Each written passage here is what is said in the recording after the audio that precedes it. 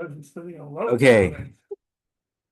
Yeah, so well, it depends how much. If they're only $2 a dozen, it's not that important. When they're $6 a dozen, it's more important. Big omelet in that. Right. Okay. So the first thing we're going to start with is actually something related to last week and related to last week's parsha. So last week we were talking about what happens if someone dies on Yontif. If he dies on the first day of Yontif, we tell non-Jews to do it, and then if he dies on the second day of Yontif, we're allowed to do it because Chazal. That's what we talked about last week. But we're going to add something, a slightly different case, but it's interesting and it's related to Parshat Shavua, so we'll talk about it. And so the Chazal said that Yom Tov Sheni Legabi Meis Kachol Shavi Rabbana. They made the second day of Yom Tov like a chol, a weekday in regard to Meis. So therefore we can bury him, though it's still a machlokas rishonim if a Jew does full malachos or only partial malachos. Carrying, that's not a thing. In regard to digging the kever, that's a machlokas rishonim. Men rishonim allowed to dig because they say we're allowed to yisasku bo Yisrael, and some say no, that a real malacha, even though it's only Yom Tov Sheni, we should have a non-Jew do. But we can put him in, we can carry him. And even though the Gemara seemed to say that we could cut hadassim and you could cut other material, which would be a malacha d'oraisa, some Rishonim, I'm not sure exactly how they learn that, but they say no, we're not allowed to do real malachos on Yom Tov Sheni. So that's what we. When you have a discussion and then there's an argument between whoever, it usually ends up with the. Okay, good question. So the Gemara usually doesn't say. Sometimes the Gemara says v'hilchata.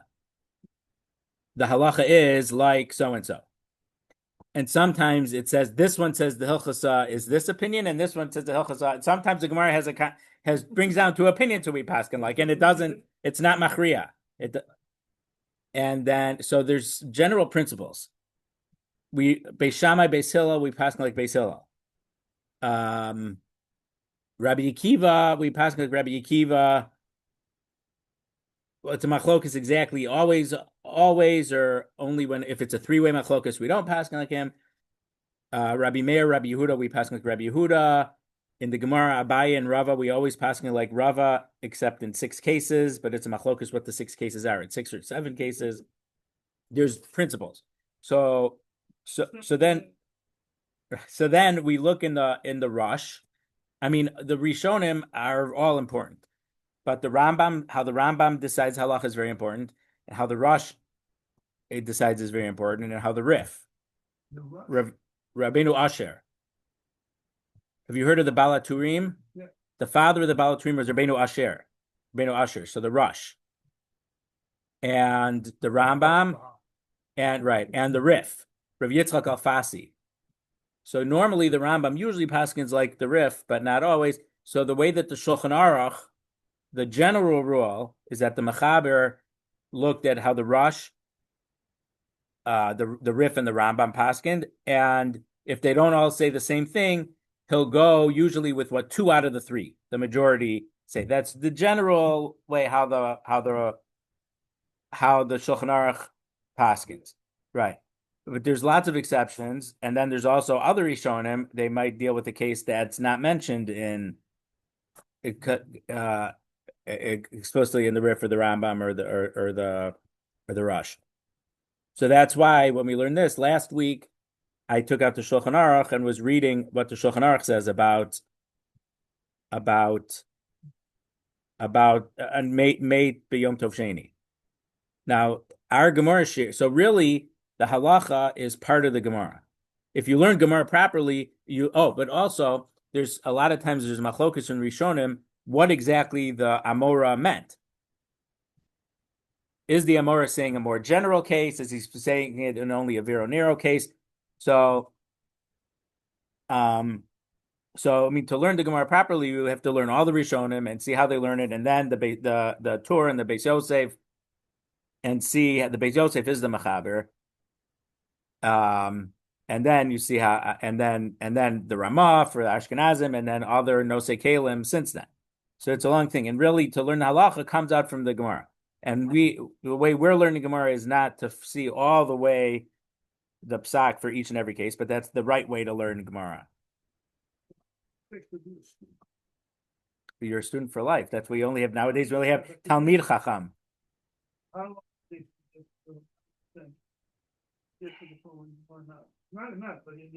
Okay, so how long does it take to become an expert in anything? No, they say now the last 20 years they say 10,000 hours. Is it true about Gemara? To some extent. To some extent it's true, and to some extent it's not. Because you need to, but the way that yeshivot work is in the in-depth share, the share be'iyun that you have in the morning, you cover maybe 15 or 20 dapim a year. In most yeshivot, they don't really do more than that. But the point is that and then in the afternoon, they try to go fast, like 2 or 3 dapim a week. But the thing is that in the morning you go through many Rishonim and Achronim, and you're trying to learn from the Rabbi how to learn the sugya. You're teaching how to fish, and then in the afternoon you start applying that. But in the afternoon, we want to cover ground, but you still don't want to. So if you just learn Gemara Rashi, it's important. But if you don't learn any other Rishonim, you'll see how much there's basically so much more depth to the Gemara when you start learning other Rishonim also. But also you need some type of foundation. You need to learn a certain amount before you can start making connections and understanding things. So, what?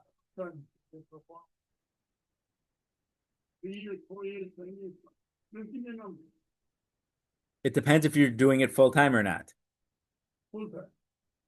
Full time, you could start making a tremendous amount of progress in 2 or 3 years.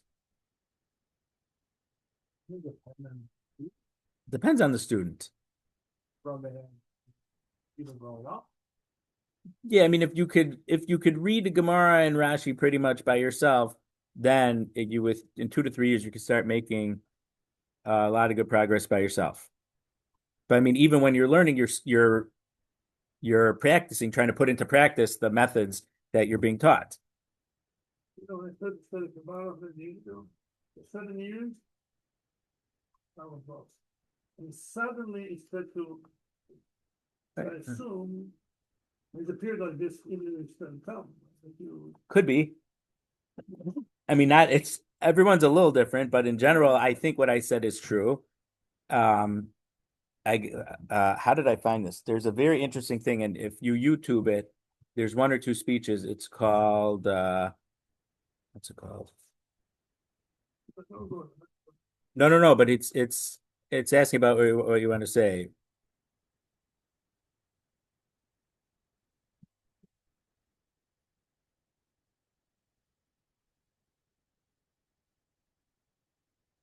The 1 Minute Masmid, Masmid, the 1 Minute Masmid by Rabbi Rieti. He has a book, but there's a couple of videos about the thing. And what he said is that I learned in yeshiva for 7 years, and I said, we're never going to finish Shas. So what are we supposed to do? So you realize that the yeshiva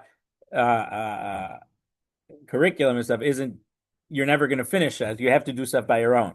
So he has interesting ideas, and he became a Montessori teacher or a trainer of Montessori. And so he has a bunch of interesting approaches because in order the schools aren't exactly teaching all the right stuff and not always the right way. So he has his ideas. Some of them are good. Some of them, nothing's perfect, but it's very interesting this premise of this book, and which he says he took the title from the 1 Minute Manager. For those of you who remember that business book. What? The Tanaim wrote the Mishnayot. And then the Gemara explains the Mishnah, and that's the Amoraim. Approximately 500 years. No, approximately 300 years. So also about 200, 250 years, I'll show you a book with a timeline and a map later. No, it's important what you're asking. Not like us, once a week. Right. So I mean, so that's why Daf Yomi, if you learn one daf a day, it's a little more than 7 years to finish the whole Bavli. So a regular shir will do it in about an hour, but you can't do so much depth in an hour. But some people, if they learned and stuff, and then once you've already learned it, it's much easier when you review it, and you can keep doing it in more depth in less time. So if you learned, let's say in yeshiva for a year, you learned the whole, let's say, Ketubot. It's a lot of stuff. It takes a long time, but there's a lot of topics you learn in depth. You'll know a lot of things that are going to pop up in other places. But also when you review Ketubot, you'll remember a lot of the things, or it's quicker to review a lot of the things that you already learned.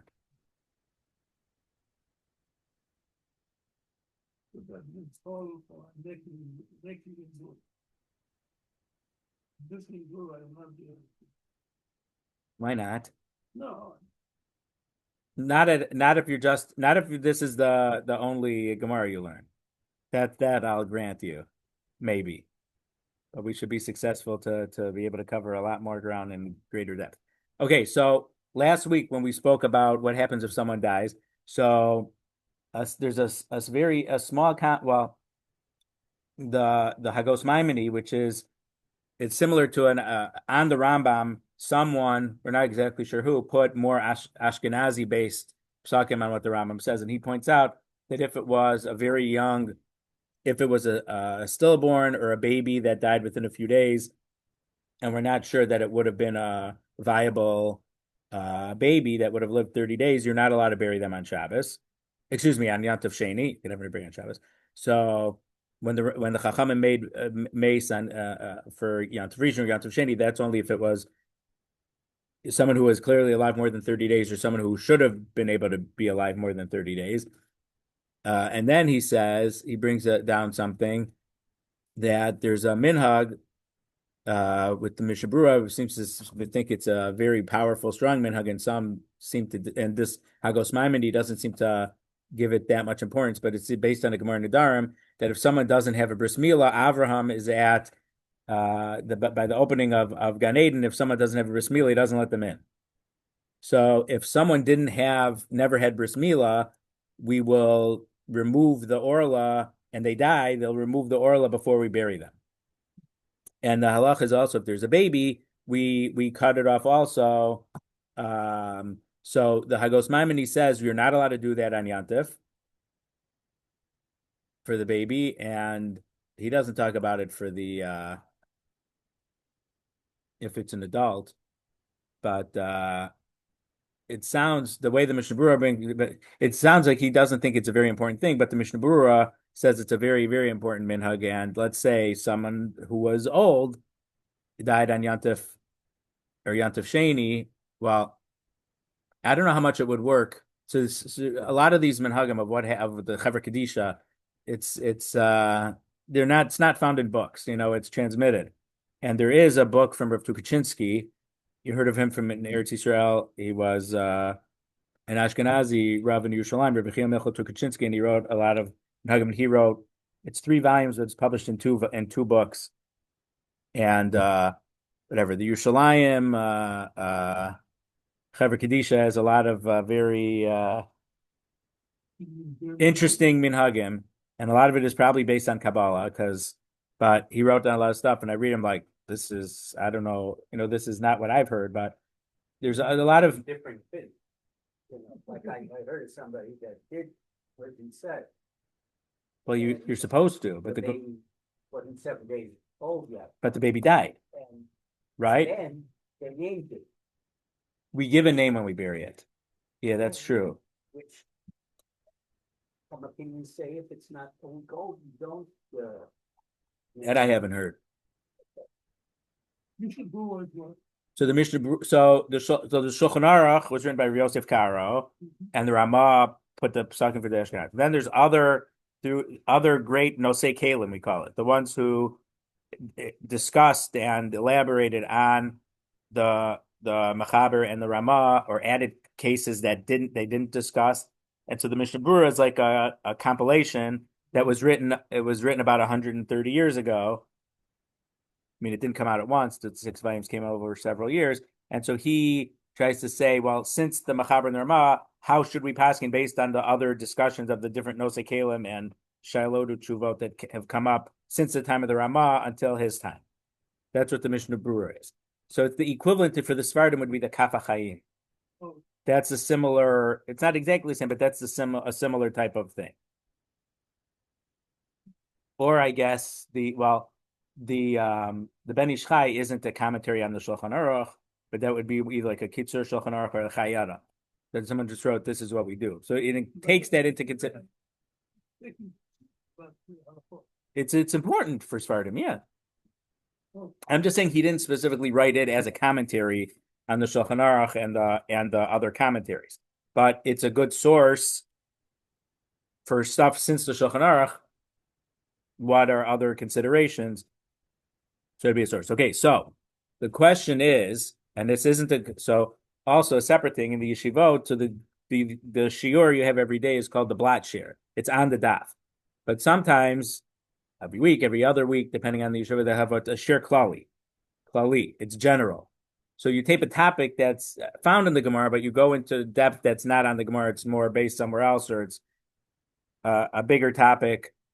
So this idea that I'm going to say is more klali than on the daf, but you'll see that it's very much related to what we did last week and very related to the parsha last week. So so we learned about bris milah in last week's parsha. So what happens if a baby is born? And we're going to talk about bein hashmashos more today in this Gemara. What? Because we started saying last week at the end of what we were talking about that. Oh no, we didn't get there yet. It's all we didn't start. We'll see it today. But we're saying that the eggs, the chickens lay eggs in the daytime,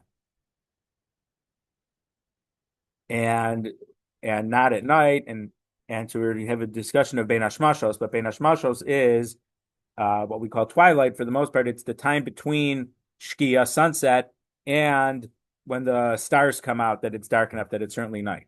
So bein hashmashos means between the suns, literally. So it's there's a steer. There's 2 Gemaras. One Gemara says it's how much time it takes to walk 4 mil, a certain distance, and one Gemara says it's the time of 3/4 of a mil, less than 1 mil. So a mil is either 18 minutes, 22 and a half minutes. There's one Rambam in Pirsha Mishnah that it's 24 minutes.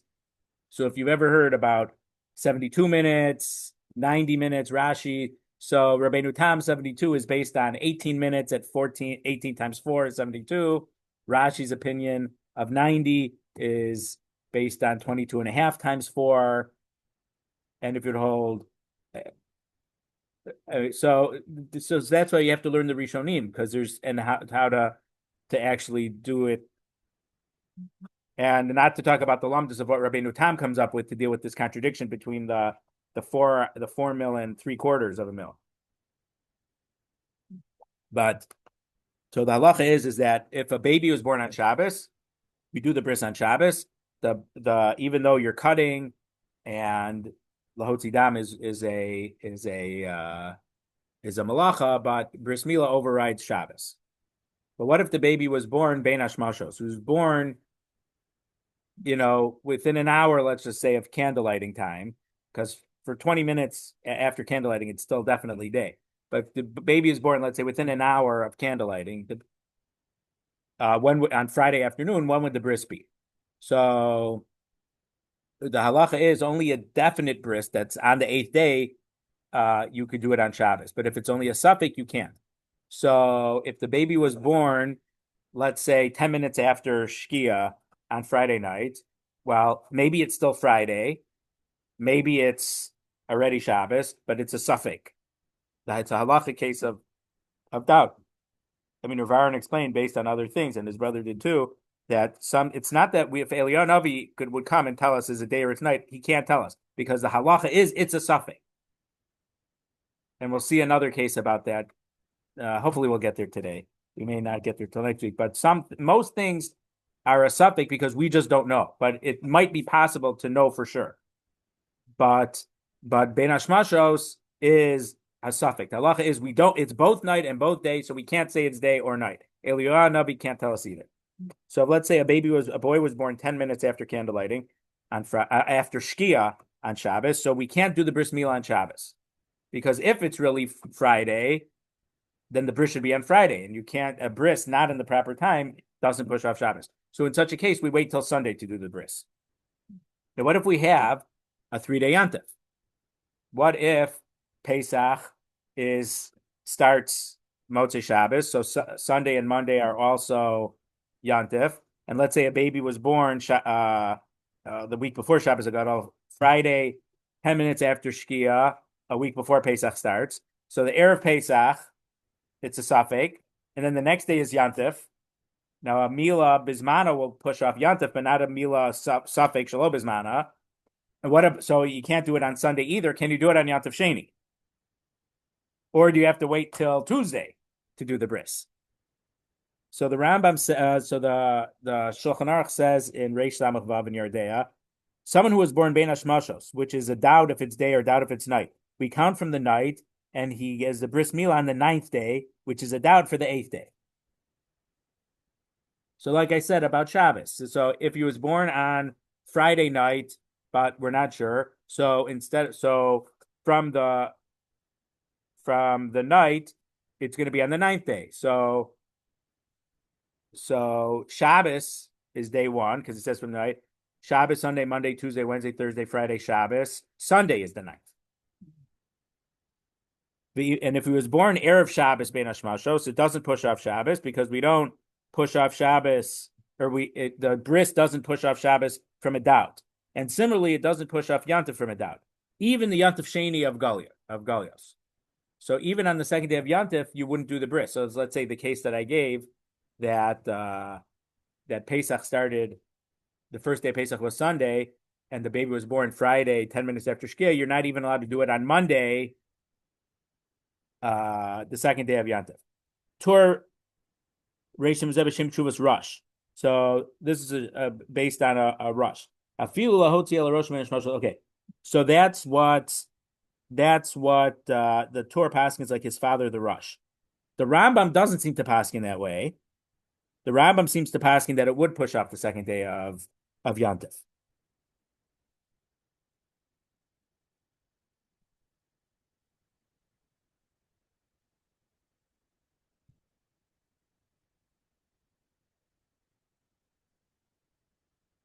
So there's the Shach, who lived in the later 1600s, a tremendous genius, and he died when he was about 35, and he was displaced in the Chmielnicki massacres. I think all of his family was killed except one daughter, but he was very young, but he knew Kol Torah Kula, the way he wrote. So he passes like the Rambam against the way the Psak of the Shulchan Aruch like the Rush, and most Achronim and Poskim would paskin like the Rush, the way the Shulchan Aruch paskins. But the Dagul Mervava, who is the Nota B'Yehuda, he mentioned something a little bit different.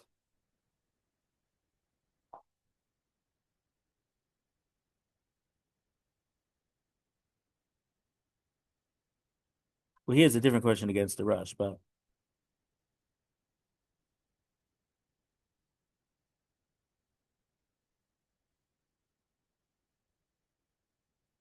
so he's discussing why don't you say a Sveik Sveika? Maybe. So from the Dagul Mervava, we see a different case. What if it's not what the Shulchan Aruch is talking about? Maybe he's not reading it the simple case of Shulchan Aruch. What if the baby was born? Let's say Yontif started Tuesday night. Let's just say. No, but that's no. Let's just say Monday night. And Yontif was starting on Monday night, and let's say that the baby was born Monday night, 10 minutes after Shkia. So the following Tuesday is the 8th day, but it was Safek. What about Wednesday, the second day of Yontif? for that Yontif Sheni. Would that be different than Shabbos or not? It's probably not a different case than Shabbos, but the Dagam Rava thinks that it should be a Sveika, that it should be mutter. And the Rosh in such a case would agree with the Rambam that you could do the bris on that day. Let me just read the Rambam inside because it's important to see the Rambam inside. But the second thing for me, I'm not really knowing. We're not talking inside the Gemara, I know. That's what this is like a shared bali. But because we were talking about mace for Yom Tov Sheni, so from when I was learning on Shabbos about the Parsha, it came up about Mila Shalobizmano on Yom Tov Sheni. See there, at least it's a suffix. Then there would be a different shaila. But actually, would be a stronger shaila. What if a baby was sick and they couldn't have the bris milah? So it's a separate machlokas when the baby's well enough, and let's say the baby's 2 weeks old already. Do we do the bris right away, or you start counting the 8th day once the doctor say the baby's okay? I think most people paskin we would start counting 8 days from the day the doctor says it's okay. What if that day is Yom Tov Sheni? Then it's Mila Bismana. Well, it's not exactly Bismana, but it seems from that according to all the poskim, how they pass them like the Mechaber and like the Rush, they would say you're not allowed to do it. No, I took the wrong Rambam.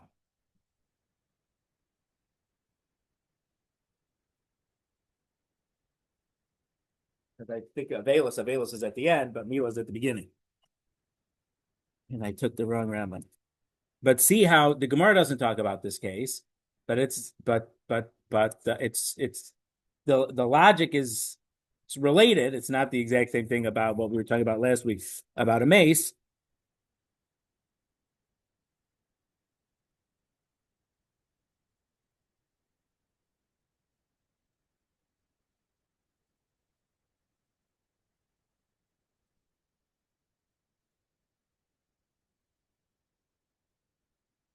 The first chapter, Perak Aleph Halacha Tasvav in Hilchos Mila. Hotzia ober rosho chutz l'me'ei mi'imo bein hashmashos. If the fetus stuck its head out of the mother's inside, bein hashmashos, afishli yotzakulo ela b'leilei Shabbos, even though it didn't completely get delivered until Shabbos, ein mono so b'Shabbos, we can't do a bris milah on Shabbos. He's combining two halachos. One, the din of bein hashmashos, and the second is if the head comes out, we don't consider that it's born yet until most of the body comes out. He's combining two halachos. V'chol mi she'enu dochas Shabbos, enu dochas Yom Tov Rishon. And whatever case doesn't push off Shabbos, it doesn't push off the first day of Yom Tov either. V'dochas Yom Tov Sheni, but it does push off the second day of Yom Tov. So according to the Rambam, this is the Rambam would say that if the suffix was on Yom Tov Sheni, according to the Rambam, that we would do the bris on Yom Tov Sheni. And the other Rishonim bring it's not the Rush in this commentary in the back of the Gemara, but it's in a tshuva to a question that came up. And if it's the 2 days of Rosh Hashanah, we have already learned that Yom Tov Rosh Hashanah is one long day, so it would not push off the second day of Rosh Hashanah. So if the according to the Rambam, if the 8th day, the suffix after the 8th day would be the same day of Rosh Hashanah, you'd have to wait till the day after Rosh Hashanah. And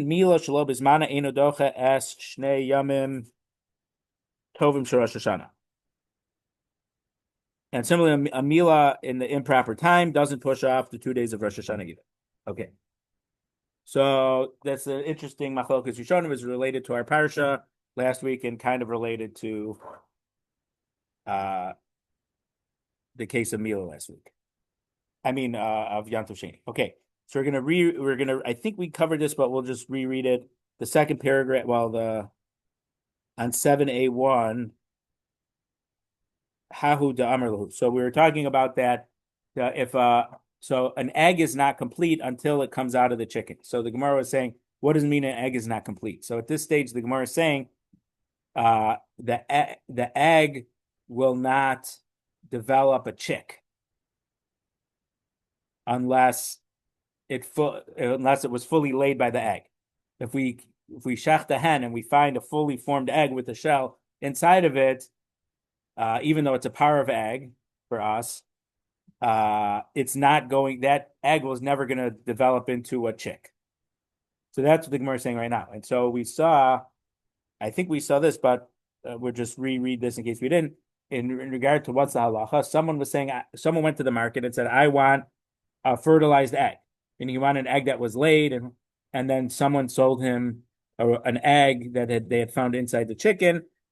And the psak was, it's a makaktaos. He specifically, it was a false sale, and the seller has to refund the money completely because he sold him an inferior good that was clearly not what the person was asking for. So it's a similar story. Hahu da amar lahu made dichri laman be'ed the dichri laman,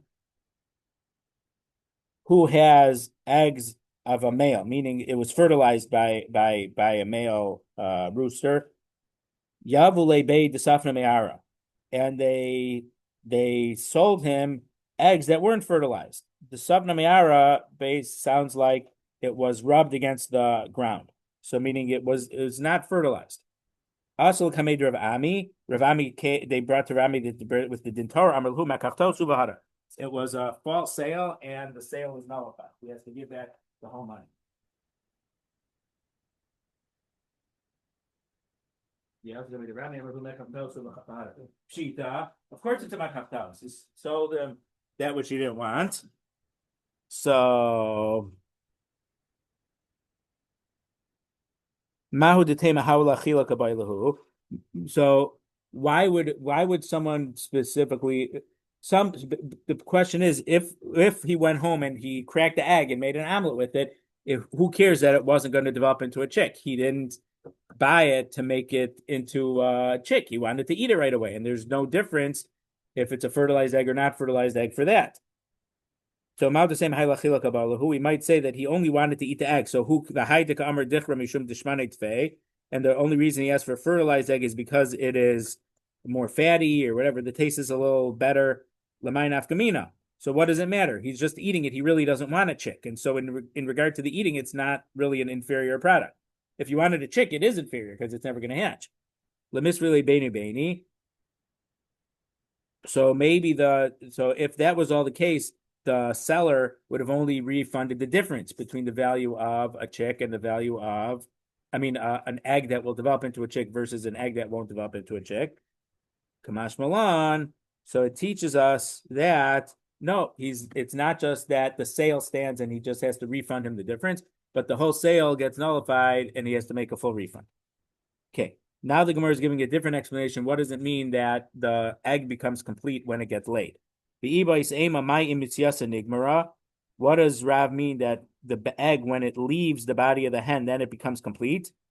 When the majority of the egg comes out, then it's a complete egg. Not complete but then it's not it's not that there's half an egg, but we're saying it's a complete egg at that point. Rabbi Yochanan, and this follows the opinion of Rabbi Yochanan. The Rabbi Yochanan, Beitza sheyatzeruba me'er Yom Tov v'chazra. Rabbi Yochanan says if an egg, the majority of the egg came out of the hen before Yom Tov started, but then it went back in.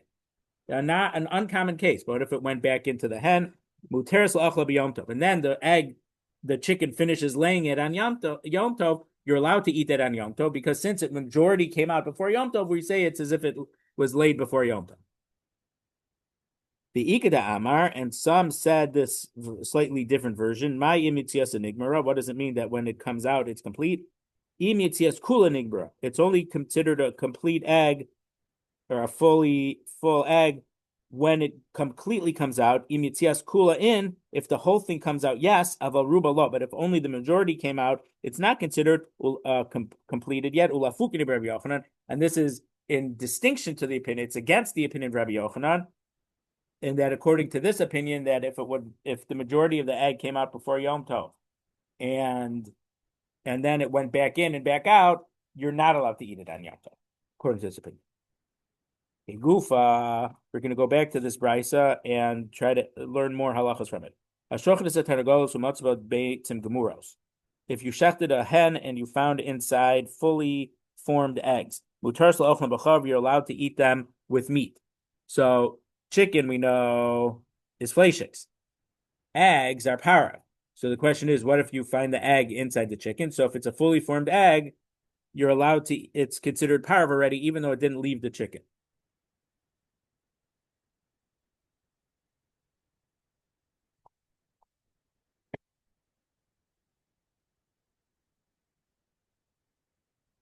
Rabbi Yaakov Omer im hayu mu'uros begidden asuros. Rabbi Yaakov says if they were connected with the gidden, so normally we translate gidden as sinews. I don't know what it looks like inside a chicken when you chef the chicken. So I can't say it except the article translated as connective tissue. So if they're mu'uros begidden, then they're still they're considered like flesh of the chicken, meat of the chicken, and it's fleishiks.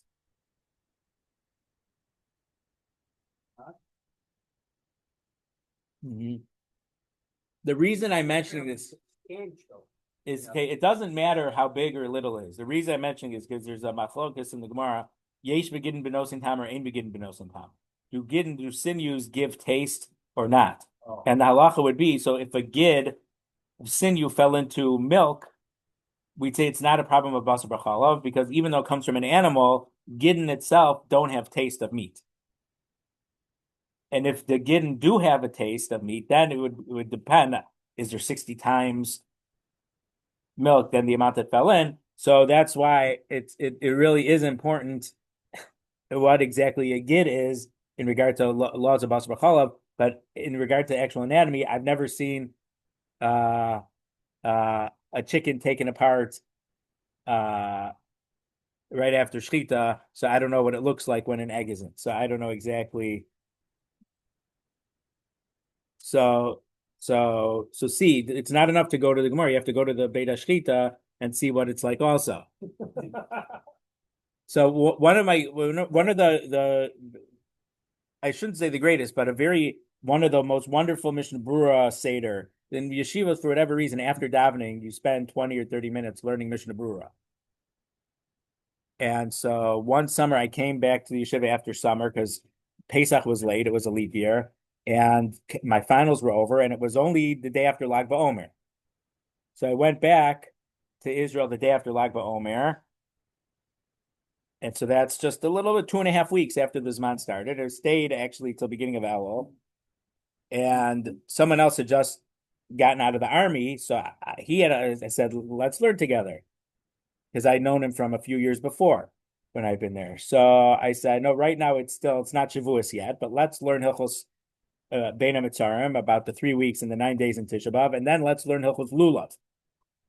Because you never have time to learn Hilchos Lulav, because when Elul starts, you learn Hilchos Rosh Hashanah, Hilchos Yom Kippur, Hilchos Sukkot, you never get to Lulav. So at the yeshiva, besides for having big palm trees, they also had little palm trees like this. So you can see in the middle where the Lulav grows out, exactly how it grows out. So we're able to, I said, okay, today we're going outside, and we're just looking at it, what it looks like. They say that the Brisker Rav Aaron's uncle, he worked on developing different skills in one of his sons. The one son, he spent a lot of time how to explain things super clear. So he had a different son who said, if you said, I don't understand what you just said, he would just repeat the same thing. But this other son, if you see, I don't understand it, he would explain it a different way to make you understand it. And with one of his sons, he spent with him how to build the mikvah, how to bake the matzahs. So you have to know all these things, but he put different strengths, different kochos into.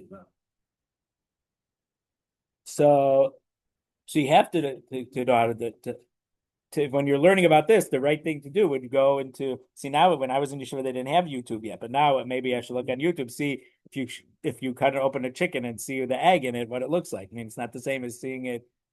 When we went to the Shacht house with Ramosha, we went once. It was about 2 miles from Comiskey and the south side, and it was a lamb and veal, or what it was sheep.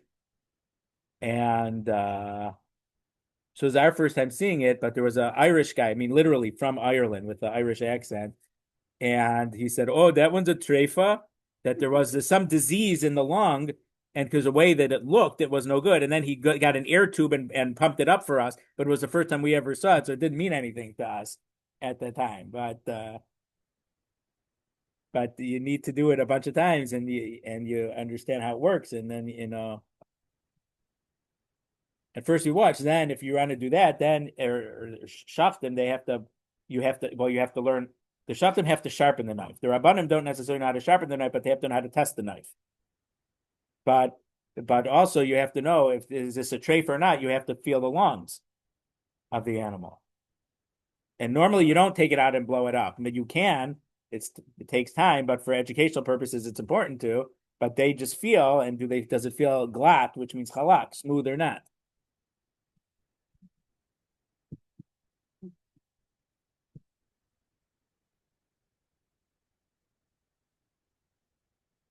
Do you take a field trip with the Rebbe? Does the Rebbe teach you how to do Bikur Cholim, how to do Nicham Avela? It's important stuff. Do we teach it properly? I don't know. I'm not so sure we do. It's like anything else. You need shimush. You need someone to teach you how to do it properly. I mean, Dan, this is all inspired by what you're asking at the beginning. And I don't want anyone to get depressed at the state of our educational system. It has a lot of room for growth, but it does.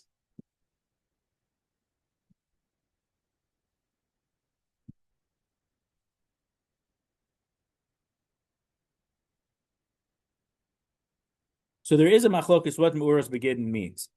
So what's clear is that it doesn't need to have a full shell inside. I think, and I didn't look this up, but I think the women were strict, and they said if it didn't have a shell, they treated it as fleischiks, even though halachically it's already not a meat. But also, but the different thing is that if it's considered meat, you would have to salt it the same way you have to do malicha on meat to get the blood out.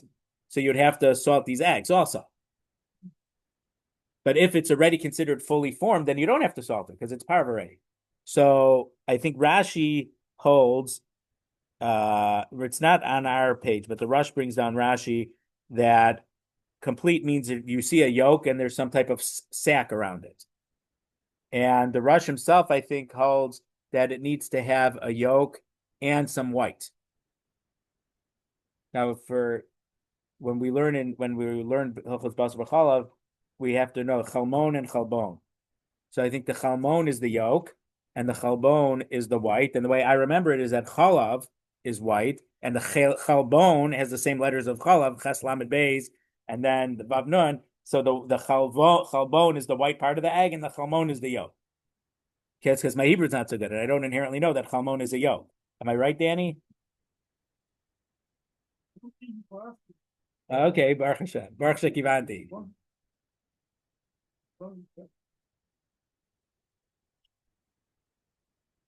But what's also very clear is that for a good Jewish educational system, you have to be able to know Hebrew very well. You should have Ivrit Ivrit, and you have to learn Targum also from a young age, so you could learn Gemara, and people could eventually graduate to Zohar. If you don't start learning Targum, what? Right. So I showed you my chumash that I have, right? So there's a lot of growth potential. And this what this Rabbi Rieti says is also very interesting. And about 25 years ago, he was a big speaker, and the last like 15 years, I hadn't really heard of him. And then I don't remember how it popped up, but I saw about this thing, and I read the book with a lot of interest. I had a few questions and comments. I found his email online. I sent him an email. He responded to it, and he was actually coming to Chicago, I think, for the ATT like a month or two later. So I was going to that with my wife anyway, and I said, I'm the guy who emailed you these questions, and so he was a positive, reaction to me. So.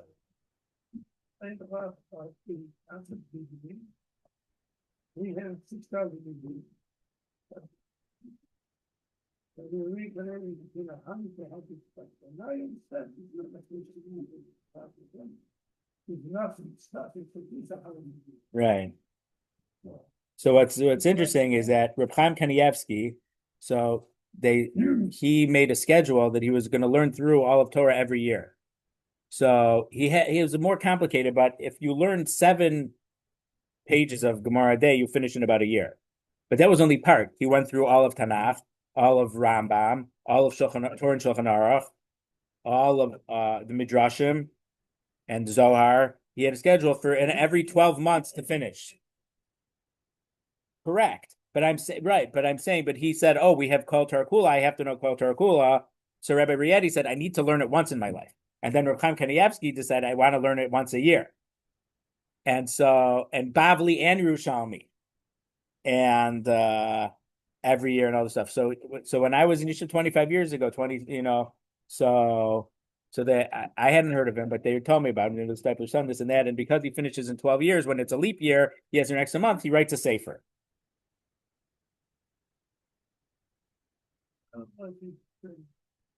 No, probably not. But also the thing is, and Eli mentioned 2 Shabbases ago, I think it's also just about Rabbi Rakefet.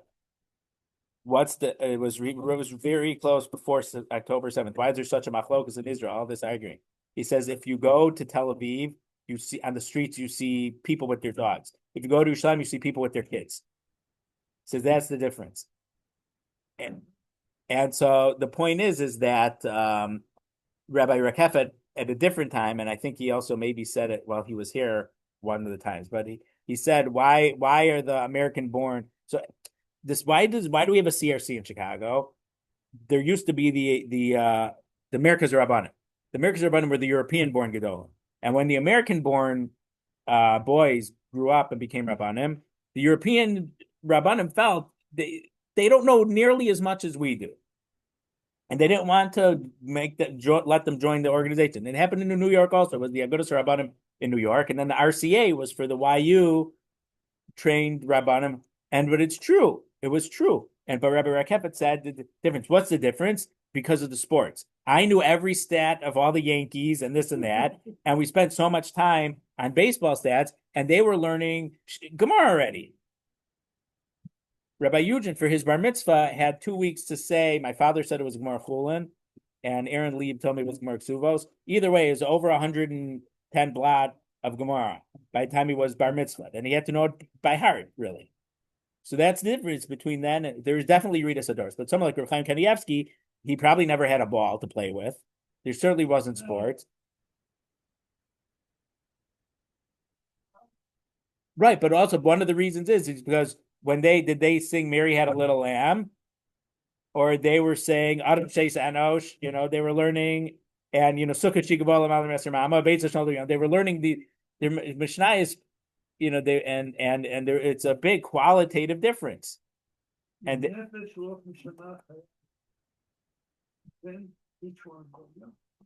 okay, that I can't think, but I can definitely say is that.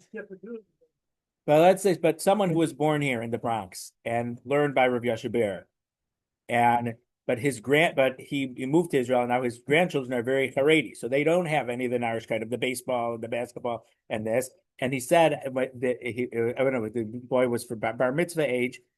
They did a siyum. He took a Gemara and he tested them, and he couldn't believe how well the 3 boys knew the Gemara. He said 2 of them really knew it, and one of them he memorized anything. He was able to memorize it all, but he really didn't understand.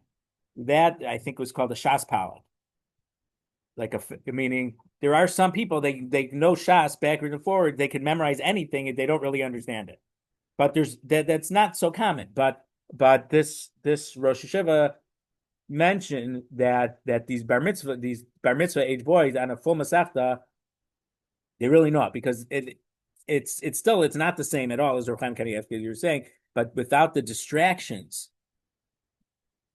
of these other things, which they don't follow sports, they don't do this, and they barely learn general studies either. A certain Rebbitzin, we were talking about that they go to Cheder. No, they go to Talmud Torah. They learn less general studies, like they know a little bit of arithmetic, and they learn, and I don't remember something else, and Ktav. Handwriting, penmanship was one of the subjects that they learned as their secular subject.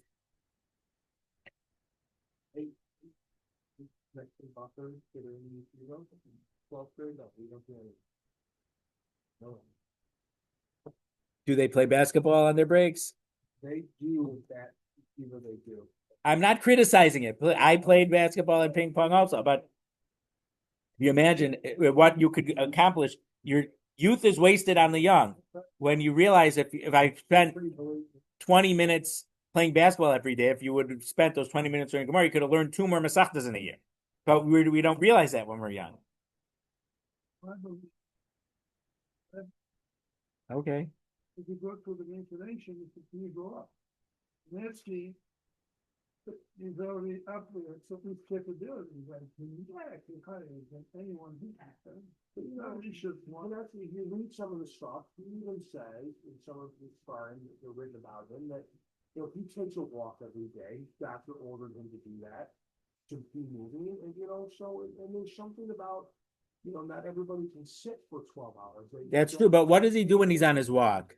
There's two things you do. One thing is you review by heart other things, or the other things, questions that you have when you take a walk, the idea will hit you and you'll figure out an answer. And it's the Rambam in Hilchos Day. There's a whole Hilchos Deos. Part of it is how to be healthy, how to eat, what to eat, how to eat, when to eat, to get exercise. The Rambam, he paskins it. Some people, I've seen some people who are not, I don't even know if someone, I think, even asked on one of the Ramosha Shir the past few years since it's been on Zoom, like what's the heter to eat all this kugel at Kiddush?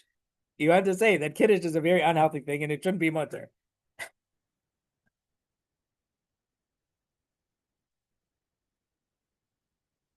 Okay, man Tana lahadu Tana Rabbanan. Who's the Tana who of the following brisa? If someone ate from a dead bird, so nevela is an animal that died without shechita. So if you shafted it properly, or you tried to shaft it and you did something wrong in the shechita, that's called a treifa, and we can't eat it. But if it died, it got run over by a car, another animal ripped apart. It died without even any attempt to shechita. It's called nevela. So nevela has impurity. If it's an animal, if you touch it or carry it, you become tameh. If it's a bird, you're allowed to touch it. You don't become tameh. But if you eat it, besides for doing an avera for eating something that you're not allowed to eat, you become tameh when you eating it. Mina shalal shal beitzim. So the ArtScroll translates this phrase, shalal shal beitzim, as the cluster of eggs that are attached by connective tissue to the ovary. I'm really not sure that that's the correct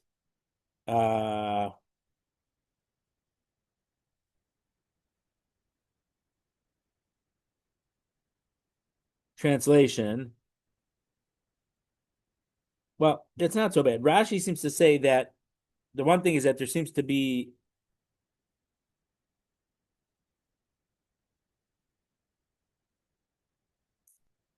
Rashi says when they're like stuck and attached in a very connected way and set in the spine, which she may not mean spine literally. Well, probably because the chicken lays it near the spine. Kolomar, as if to say, and there's a general when Rashi says Kolomar, he's inserting something which isn't necessarily the plain shot. If you ate the eggs when they're still connected inside the chicken. Minat samos, if you ate bones of this nevela chicken, min hagidin, or you ate sinews of these chicken, or if you ate flesh of the chicken that was separated when it was still alive. So that would be aver minachai, but it wasn't dead yet when you pulled this up. Tahor, he's tahor, because these things are not considered the flesh of the chicken. Only eating from the flesh of the nevela would make you tameh. None of these things are flesh. Min ha'eshkol shel beitzim. No, this is, I think, the part of the the translation that doesn't make sense to me. So he ate from the ovary. So Rashi says that it's the part of the insides of the chicken where the eggs, I guess, come out of. Mina korkavan, the stomach of the chicken. B'nei me'ayim, or from the other innards, the kishkas. Or if you took fat of the chicken and you liquefied it, so it was solid, you liquefied it and you drank it. Tameh, he is tameh, because these are all considered eating from the flesh of the chicken. So man tana min hashlosha beitzim tar. Who's the tana from the first half? If you ate from these eggs that are still connected to inside your tahor, because that makes it sound like eggs that are connected are considered as if they're already laid. I mean, they're not considered if they're already laid, but they're not considered fleischiks anymore. They're considered already as if they're an egg, even though it didn't get laid yet, but they're still connected according to Rashi. So how could it be tahor? So Rabbi Yosef lo Rabbi Abba, lo Rabbi Yaakov. It doesn't follow Rabbi Yaakov, who we had at the. If you're in the English, it's the very top line on 782. That was Rabbi Yaakov, who holds ha'omer im hayum urs begin asuros. If they were still connected, you're not allowed to eat those eggs with milk because they're considered still part of the chicken. So this Tana certainly does not hold like Rabbi Yaakov, because according to Rabbi Yaakov, when they're connected inside, even if they're a certain level of form, they're still considered flesh of the chicken. So if you would eat that from the chicken that's in a vela, you would definitely become tameh because they're definitely regular meat of the chicken. Amarle Abaye said to Rav Yosef. Now Abaye was a student of Rav Yosef, and we'll see that he's. So if a Talmud has a question, we have to ask it, but you still have to have respect. But that's a separate sugya, and that Talmud al Yorub if Rabba, or even if you're 3 parsos away from your Rebbe, you can't pass him out of respect to Rebbe. This Mimai. Why do you say that this is not like Rabbi Yaakov? Dilma akan lo Rabbi Yaakov hasma elin nisura. Maybe Rabbi Yaakov only says in regard to milchiks and fleishiks that they're still considered part of the chicken. Avol in tuma lo, but he wouldn't say that in regard to tuma. And even though he considers it meat in regard to fleishiks, but in regard to being considered meat in regard to tuma for an avela of a bird, he won't say that it's still meat of the chicken. And if you want to say that Rabbi Yaakov does hold the same thing in regard to tuma, apushe tumahu, that would cause more things to be tamei in the world. Apushe tuma midrabbanan lo mafshina, and the Rabbanan don't want to add tamei things. So maybe Rabbi Yaakov would agree that in regard to tuma, these eggs that are, even though we see that they have their own sac around them, but still, since they're still connected inside, they're not considered part of the chicken in regard to tuma. That's what Abai is saying. Ikeda Amri, some say that the discussion was as follows: Man tanamina eshkol shabeitzim tamei. Who says in the second half of the brisa, if you ate from the ovary, the place where the eggs get laid from? Now, I don't know if the chicken, they call it an ovary. The article is translated as an ovary, but the part in the chicken that the egg comes from, maybe it is, maybe it's not, I don't know. Tamei Rav Yosef, Rav Yaakov. Rav Yosef says this is Rabbi Yaakov's opinion, the Amar, because Rabbi Yaakov says, if they're still attached, then you can't eat them with milk because they're considered fleishiks. So because it's connected, it's still part of the chicken. Now, either way, though, there seems to be an inconsistency in the brisa. It would end up that the first half of the brisa is like Rabbi Yaakov and the second half isn't. Or the first half of the Mishnah is like, of the brisa is not like Rabbi Yaakov, and the second half is like Rabbi Yaakov. That causes a different way of lack of understanding. Because, I mean, it's true, brisa wasn't vetted and put into the Mishnayos by Rabbi Huda Nasi. But there still should be a logical consistency that it's one author. According to this, the way the Gemara is saying, not according to Abaye. According to Abaye, it works okay. But according to Rav Yosef, it would end up that the 2 halves of the Mishnayos have to be different Tanoim. I mean, it happens sometimes in regular Mishnayos. We've seen it before in what we've learned. Amarle Abaye asked the question about Rav Yosef, who says this. How do you know that here, that this eating from the ovary where the egg come out from means something which is hanging from the eshkol? Dilma eshkol gufei. Maybe means you're eating from the actual anatomy of the chicken where the egg comes from, and that definitely should be fleishiks and part of the chicken. And tamei, the chitema eshkol gufei ma'ila memra. And if you want to say, what's the chiddush? Me to have your korka rebnei. Once it tells us that if you eat the stomach of the chicken or the kishkis of the chicken, so to eat a different part of the innards of the chicken, of course it would be fleishiks and it would be tamei the same way those. Apagav de basar ninhu, even though the stomach and the kishkis are definitely flesh of the bird. Kaven de ika inchi de lo achli itrachlein shmeina.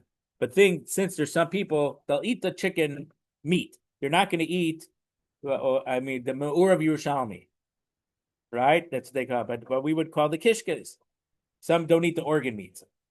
So you might think, so maybe it's not necessarily considered. Yeah, that's what they say.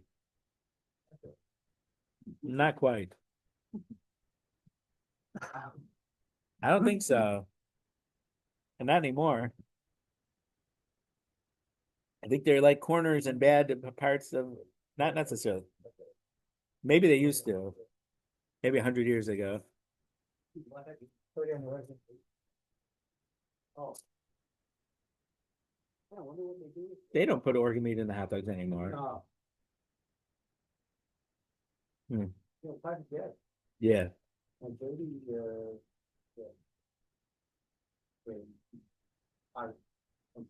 Yeah, since Sarah's tent took over Hungarian, they have chicken feet and they have sweetbreads. I haven't seen sweetbreads there in a while, but when they took over there, they did have sweetbreads. Well, now I don't see it anymore. Father would make them long, once a year. What do you call it? Lingen. Ligon in Yiddish. Yeah. And she would eat it. I mean, it smells a little. Yeah, one of my aunts goes to some restaurants. He orders them wherever you're showing. Yeah, that's we still eat it. yeah. Once I think I was able to in Israel 25, 26 years ago. I think I was able to get kishki that was actually in a kishki, but I'm not positive about that. Because I don't know all the Hebrew so well. I'm trying to read the labels in the Hebrew supermarket. But I think I got the real stuff. I think it's a good reason to learn Hebrew. No, but I wanted it. I did not want it, but right. Okay. My Bobby said when she lived on the south side, the butcher still sometimes sold kosher meat that was salted and kosher meat that was not salted. And she would only buy the unsalted, and she salted it herself the way she did it with her mother and the way her mother did it. When she moved to the north side, none of the butchers on the north side, they all sold it was already kosher. So, but I gave a certain Zoom share during COVID for the CRC, and I started out with the story of my Bubby to talk about the Masorah. So when I first learned, when I was at Karen Avenue, we learned Bas Rachav, and as an optional share in the afternoon. So we talked about salting. So I came home. I said, Bobby, how did you salt the meat? So she said, we had a blue pot, and we'd fill it up with ice cold water, and we'd soak the meat in there for 30 minutes exactly. We had kept our eye on the clock, and then we would put it on the board tilted, and we would put this. So Rabbi Reese, I don't think he listened to the whole share, but at the beginning he had a question for you about something else. So he started with the email saying it was very nice hearing the way you explained that you asked your Bobby how he salted the meat, and the way you said that over. Because the Masorah, how we did it, is very important. You see, Lahavdil, Zvulun likes to tell the story. They always cut they always cut the brisket in half. And they say, why do you always cut the brisket in half and then cook it? I don't know. Ask Bobby. I don't know. Ask my mother. So that's basically said. The pot was too small for it to fit in, so you had to cut it in half. Yeah. I'm on the wrong page though. That's why people. They didn't have enough seats for everyone. Enough seats. Cheers. No, but really, the old Yemenites who were born, sometimes they take a Sefer day like this. Some will go like this because they had one book and everyone was. So depending on where you sat around the table, that's what the letters look like. They could read from any.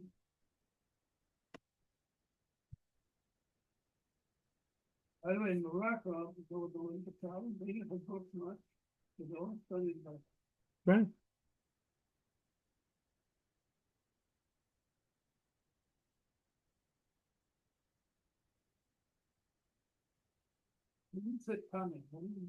Okay, so there's Tuma and Tara. So this Tuma is you would have to go to the mikvah, and if you don't go to the mikvah first, you couldn't eat Truma or Meiser Sheni or eat from a korban. what it says in the Torah. There's tuma and tara. When you come in contact with certain sherets, Right. or Doesn't- it's something that's a chok, and No, but what does that mean?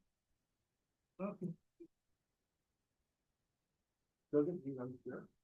that's the way we translate it. But if you have not pure olive oil, it's not tamei olive oil. Ravarin said in a share once, it was still before he came to Chicago, that tuma is the opposite of tara, and tara is something which is forever.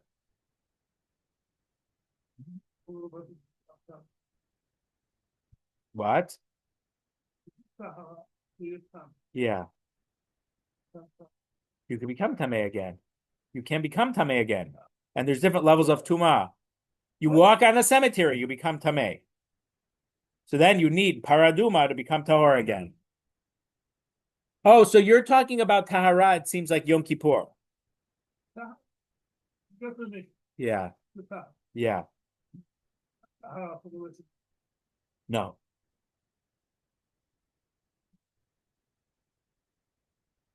So because some people,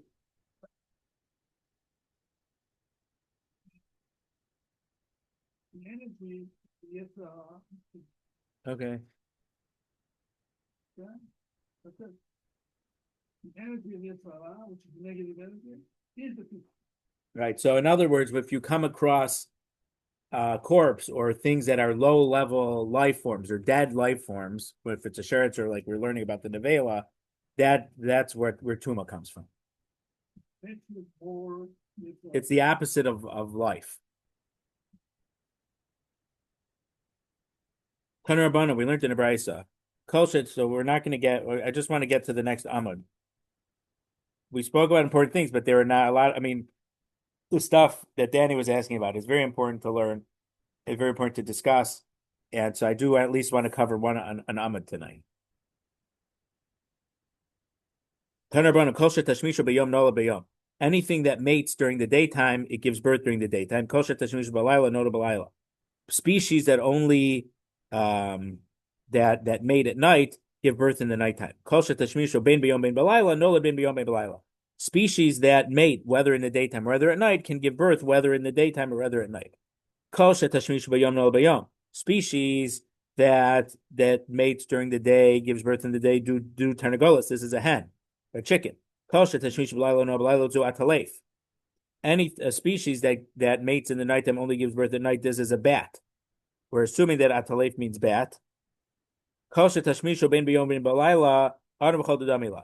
can mate whether in the day or whether at night, that's like humans and similar species. So there is a discussion in Achronim, just so you know, because we mentioned Ben Hashmashos. So some say, look at the egg. Well, nowadays these Achronim lived a couple hundred years ago, but could you let nowadays we'd say if you put a camera in thousands of chicken nests, whatever they call it, coops, and see, do they ever lay an egg during Bein Hashmashos? And can you determine if Bein Hashmashos is really, it's not a suffix or it is a suffix? Now, according to the way we explained, it's a din suffix, it won't help because it never would happen. But from the book Exodus by Leon Uris, so I learned about the aggressive dairy farmers in Israel, and even that was before Israel. So they said if we put lights in the coops, the chicken will think that it's another day, and so they put lights in, so they lay twice as many eggs because they thought it was day again. So we see that there is ways to game the system over here.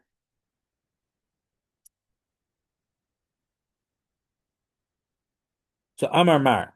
What's the halachic significance of the fact that species like chickens, they only mate during the daytime, so they only lay their eggs, because they don't give birth to a live, but they lay an egg only during the daytime. What's halachic significance? So that's an important word. What's the nafkamina? The nafkamina, Danny, means what's the halachic significance? What din, what halacha does this teach us?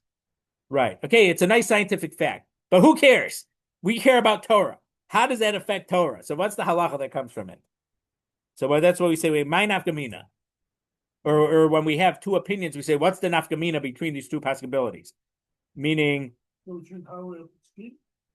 it could be, but when sometimes you say this is a possibility or this is a possibility. What's a nafkamina? It would say if you have like two approaches, or let's say lahavdil in quantum physics, you say this could happen or this could happen. So what's the difference? This situation. According to explanation A, this couldn't happen. And according to explanation B, this could happen. I'm just trying to give a quick example. What do we mean by nafkamina?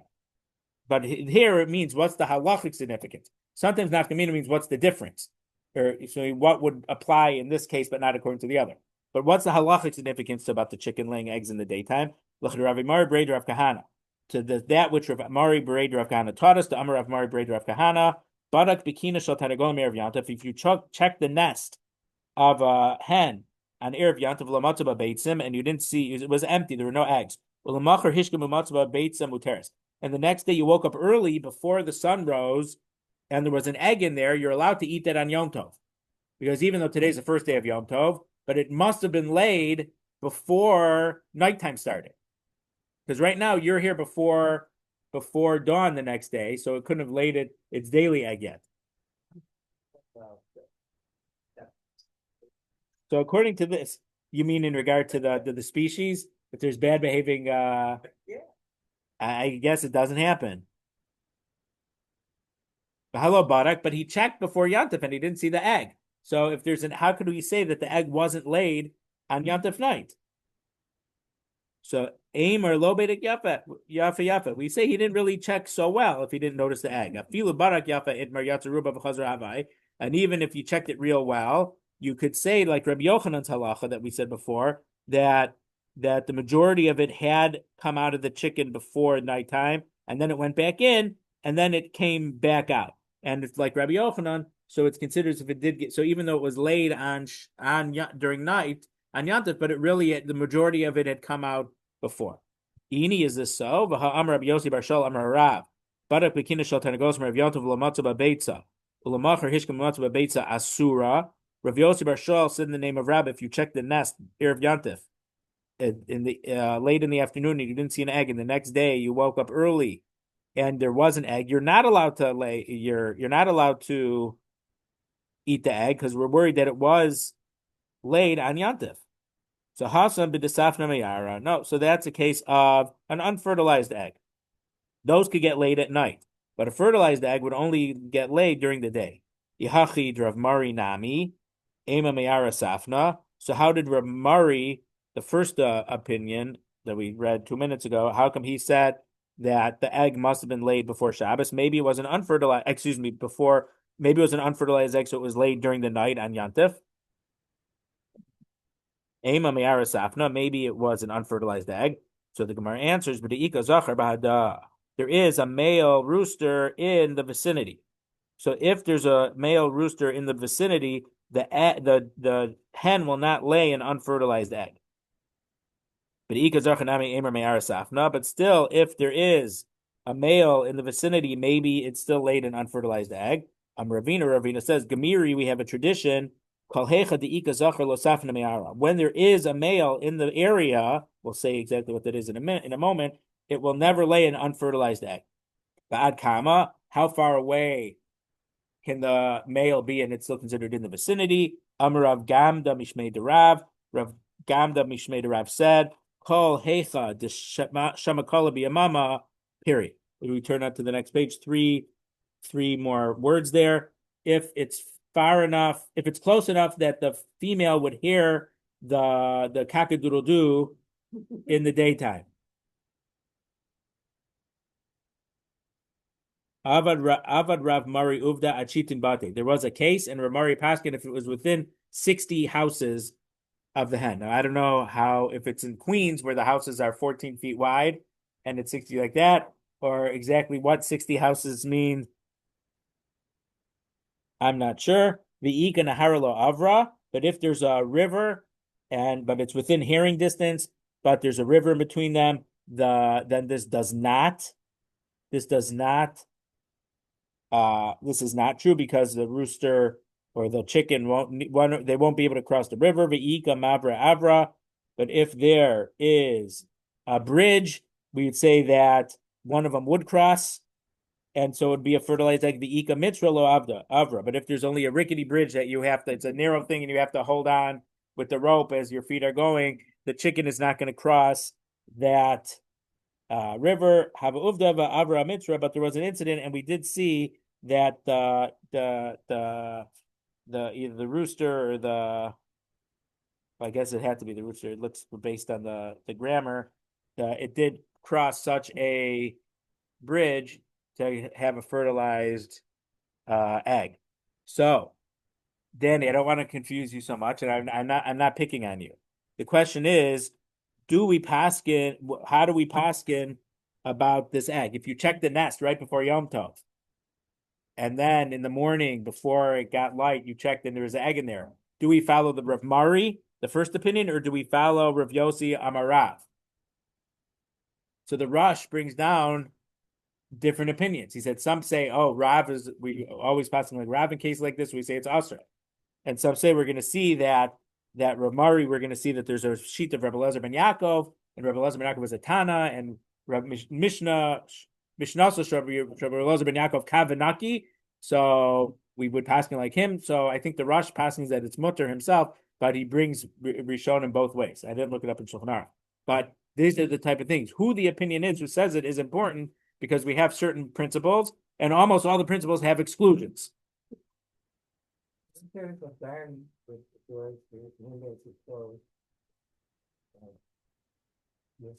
I think now you see you need to find chicken experts. My assumption is that if they're closed and they can never get in or out. Yeah. I mean, I really don't think they make it that way, but it seems that if it would block the sound of the male, so then it would lay an unfertilized egg. But if it would hear it, I would think that my guess would be, and I would have to talk to experts to find out, but my guess is if they could hear it, it wouldn't lay an unfertilized egg. But also, not that the chickens change, but the way that the science with the lights and all these things, and who knows what else they do, we are doing things to chepa the chickens to act differently. It's not that the fact of the chicken, but what we do to the chicken. So I don't know exactly with the reality nowadays if it's similar enough to there should be a good chus for the first shlema for Yaakov ben Bella before shlema ben Mehera. Okay.